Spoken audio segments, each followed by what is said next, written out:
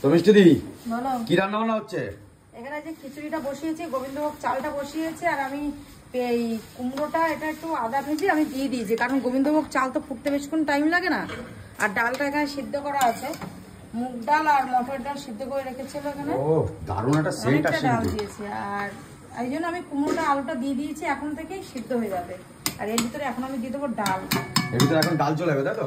আর এর ভিতরে কুমড়ো আর আলু, কুমড়ো আর আলু আর গোবিন্দভোগের চাল। দারুণ একটা সেন্ট আসছে কিন্তু। ও কই দেখি, দাও দাও দাও ডাল। ও অনেকটা ডাল।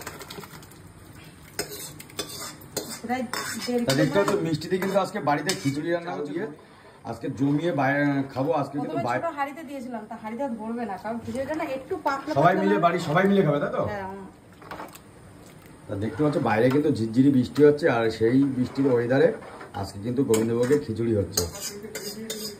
শুধু খিচুড়ি না, ইলিশ মাছ ভাজা, ইলিশ মাছ ভাজা, বেগুন ভাজা, বেগুন ভাজা, ইলিশ মাছ ভাজা দিয়ে আজকে তো কবজি ডুবিয়ে খাবো। তো দেখো এর মধ্যে নুন হলুদ যাবে এখনো, আর এই যে শুকনো লঙ্কাটা আমি ভেজে রেখেছি, এটা মানে ভেজে রাখিনি, এটা আমি ফোড়ন দেবো। ফোড়ন, চলো এটা তো দেখতে থাকো। তোমরা দেখতে থাকো। কতক্ষণ লাগবে? এখানে আমি দিয়ে দিয়েছি 5 ফোড়ন, মানে তেল দিয়ে দিয়েছিলাম কড়াইতে, সেটা আমি ভিডিও করতে পারিনি। তো কড়াইতে তেল দিয়ে তেলটা গরম হয়ে গেলে দিয়ে দিয়েছি শুকনো লঙ্কা আর 5 ফোড়ন। তারপরে শুকনো লঙ্কাটা বেশ একটু ভাজা ভাজা হয়ে গেলে তার মধ্যে দিয়ে দিয়েছি আদা বাটা, জিরে বাটা আর কটা কাঁচা লঙ্কা বাটা। এটা দিয়ে ভালো করে আমি কষিয়েছি, কষিয়ে বেশ নুন হলুদ দিয়ে ভালো করে কষিয়ে এর মধ্যে আমি দিয়ে দিয়েছি এই খিচুড়ির মধ্যে।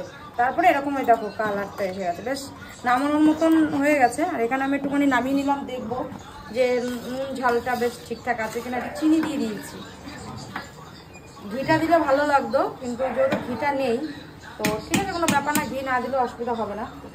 কতক্ষণ লাগবে বলে মনে হয়? আর 5 মিনিট পরে আমি নামিয়ে দেবো। চলো।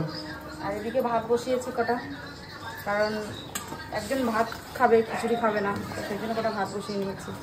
আর খিচুড়িটা দেখো একটু পাতলা পাতলা হবে, বেশ ভালো লাগবে খেতে। তো চলো, বৃষ্টি পড়ছে, আমি ততক্ষণ রাঁধতে থাকি। হয়ে গেছে তাহলে? হ্যাঁ, খিচুড়িটা দেখো এরকম হচ্ছে, হয়ে গেছে। চলো এবার নামিয়ে নিই। অনেকটা খিচুড়ি আমি আরো মানে চাল রেখে দিয়েছি, দেখো এতটা। আমার বাবা মানে জানে না কতটা লাগবে, 1 কিলো গোবিন্দভোগ চাল নিয়ে এসছে, আর 1 কিলো ডাল। ডালটা সব দিয়ে দিয়েছি, চালগুলো আমি রেখে দিয়েছি কিছুটা, অন্যদিন পায়েস বানিয়ে খাওয়া যাবে। এবার কিন্তু ইলিশ মাছ ভাজা হবে, দেখতে পাচ্ছ? ইলিশ মাছ ভাজা, ইলিশ মাছ রেডি। এদিকে দিয়ে কড়াই বসিয়ে দিয়েছে। চলো, এই ভিডিওটা ছিল এইটুকুনি, এরপরে দেখাবো ইলিশ মাছ ভাজা রেডি। তেলটা গরম হচ্ছে, আবার যাবে ইলিশ মাছ, তাই তো?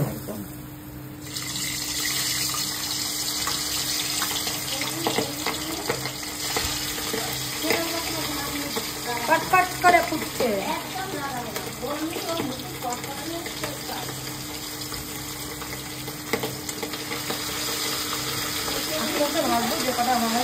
সুন্দর সেন্ট বেরিয়েছে। ভালো,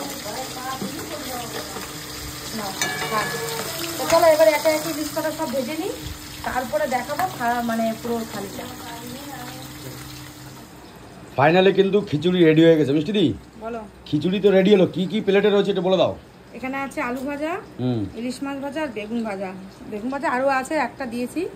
আর এই হলো আজকে পাঁপড়টা আর ভাজা করলাম না, কারণ অনেক দেরি হয়ে গেছে। তো চলো আজকে খিচুড়িটা কেমন রান্না, যদি ভালো লেগে থাকে তাহলে লাইক কমেন্ট শেয়ার, আর কি করতে হবে, ফলো করে দিতে হবে। এখানে কিন্তু আজকে সবাই মিলে জমিয়ে খাওয়া দাওয়া করবো, তাই তো? এক জায়গায় বসে আজকে খাওয়া দাওয়া করবো। এক জায়গায় বসে একজনকে ফোন করেছি, দেখি যদি আসে তাহলে তো আরো ভালো লাগবে। বৃষ্টির দিনে খিচুড়ি ইলিশ মাছ ভাজা একদম। চলো খেয়ে নিই এবার, নাহলে আর খিচুড়ি ঠান্ডা হয়ে গেলে খিচুড়ি কোনো মজাই নেই। দেখে নাও। দাঁড়া।